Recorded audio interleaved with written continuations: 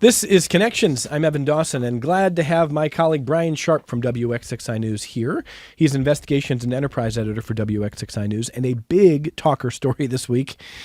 Wegmans is responding to reports about the use of biometric data in some of its stores where the stores have facial recognition cameras. This is one of those stories that had a lot of people talking, and I'm not going to anoint you the expert of all things biometric. You've been learning just like everybody else this week. Yeah, no, and that's I was, as I've posted on social media, I was one of these who was like, okay, aren't we being surveilled and looked at and whatever? Yeah, aren't there everywhere? cameras everywhere? Yeah. And so, and I just kept thinking, and so then I called. Finally, I was like, I'm just going to called over to RIT, and they're like, yeah, we got a guy.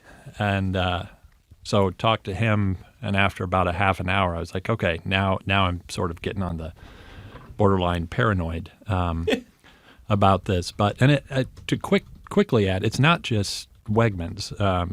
It's I think Home Depot, Walmart, who else? Target, I think, has been sued.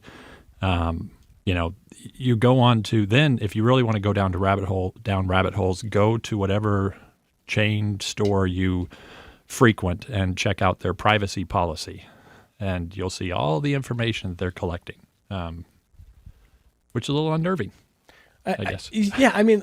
I have to admit, so I was kind of where you were initially.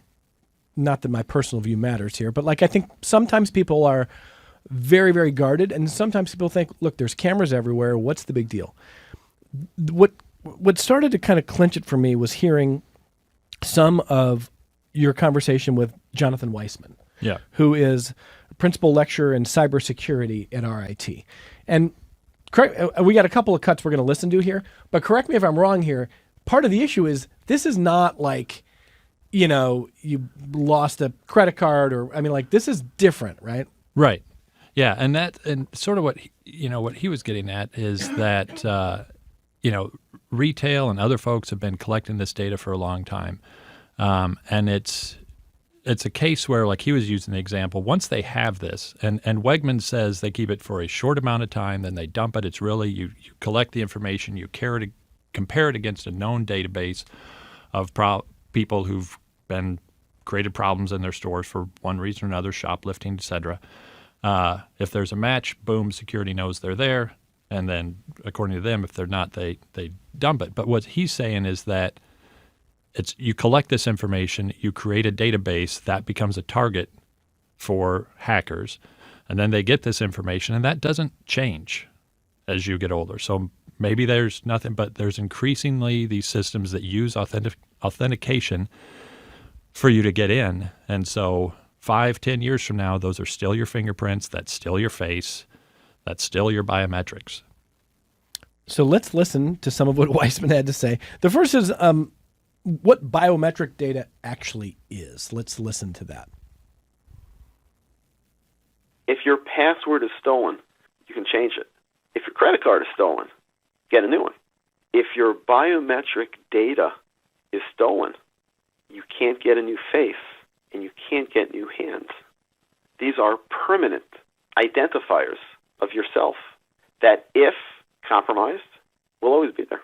Can't be changed. Okay. And then, given that, why Weissman thinks this is a concern. Let's listen. A great concern is how these biometrics are being stored. For a company to collect all of these data points on you that will basically be keys to your identity. How are these keys to your identity, how are these master keys being stored? Once cyber criminals know that companies are storing such identifiers, these databases become targets of attack. If cyber criminals get a hold of your biometrics, they can pass those biometrics to systems for authentication and convince those systems that they're you. Okay, so, not great. Right. That's what maybe started to change your view. You feel a little at one unnerved. point I said, well, now I'm starting to get paranoid. And he said, that's my job. Well, he was only half joking. Joking about that. But so tell people what Wegmans has said, essentially. So Wegmans has said, and they have deployed this first. So this all came up because they posted signs in a couple stores in New York City, Brooklyn, Manhattan, saying that they were collecting this data. And so that got the attention of Gothamist and then others. And then when we reached out to them, there was sort of a standard statement, and they said, well, it's a small fraction of our stores across a small number of states. But to their point, they're not going to say, well, we're collecting at this store, but not at that store, because if you're a shoplifter, then you know, okay, which store not to hit. But and they say they meet and they gave me the alphabet soup of protocols that they adhere to. But the one thing Weissman was saying is that you also have companies that are not, Wegmans and others, that are not experts in cybersecurity, who are now getting into this space that deals with data. And they deal with, like he was mentioning, they deal with your, other numbers, your credit card numbers, et cetera. But you can change those if there is a breach. And when it comes to biometrics, it was, and he says this, again, this is nothing new. Office of Personnel Management, U.S. government, got hacked 10 years ago, millions of fingerprint files stolen. And, what's become of those? There hasn't been a real documented case, but the use of, again, that authentication is becoming more commonplace to where then these particular files maybe become more valuable. To be clear, the law is different in different places, and I know a number of our audience have asked, well, why doesn't Wegmans have to tell you where this is happening? And if you're in New York City, it's a different situation. Right. New York City, they have a law that says this has to be shared. And this is where I started, again, going down rabbit holes. Illinois, I think, was one of the first states to put in a law. There's laws in California and elsewhere. New York State, there's been a proposal. We checked. The city could put in a regulation of some kind similar to New York City if they wanted to. We talked to the city council president. He said it's surfaced, but I don't know that right now it is top of mind. It could be becoming top of mind. We've asked if the mayor's interested and not heard back. So they have the ability to do so, but so far haven't gotten there. Okay. Other responses from lawmakers. What are people saying? I think the New York State proposal that I saw goes as far as outright banning it. And then there's other variations to get at regulating and transparency. But again, it's one of these things where it's been around for a long time, and that's, I think, the thing that Weissman would say is that the thing is that cases like this just bring it to people's attention. But that collection has been happening. If you go to Walmart, I think it's Walmart or Home Depot, their disclosure about this is extensive in terms of what all they collect and what they do with it. And so you have facial recognition, you have voice capture, you have fingerprint capture, you can go to stores and use your fingerprint or handprint to purchase things. There's I think one of the stores I looked at said, well, if you're in our parking lot, be aware we're capturing images of you, and we have license plate readers. And so people know it's down to a point where some stores, if you walk in their store, they know you are there. That's the next part that I find confusing. If they know you are there and they know about you, the argument that I'm seeing online goes like this. It's not just about looking for shoplifters. Now it's about dynamic pricing. Now it's about figuring out that Brian Sharp is in my store. And Brian, as a well-heeled journalist, making all the fabulous wealth of journalism, can afford to pay higher. Is over at the clearance aisle. can afford to pay higher for the Skittles and Cheerios that you're buying. And we're going to use that information to, when Brian gets rung up, it's higher prices. Is that sort of science fiction for as far as we can tell? I mean, I don't know. I've heard that as well. You still shop. If for me, I look at like what's the price, what's the per unit price. I compare it, so I have an idea of what I'm going to be shelling out when I get to the register.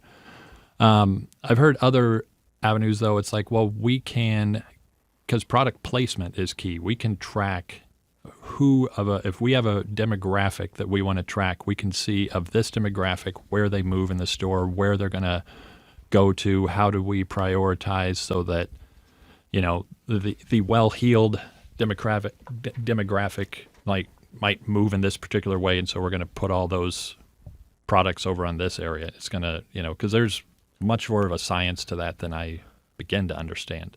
Okay. And I don't think Wegmans has at all indicated that that's what's happening. No. They're saying this No. is really just about security and safety for shoppers and for the stores. Yeah.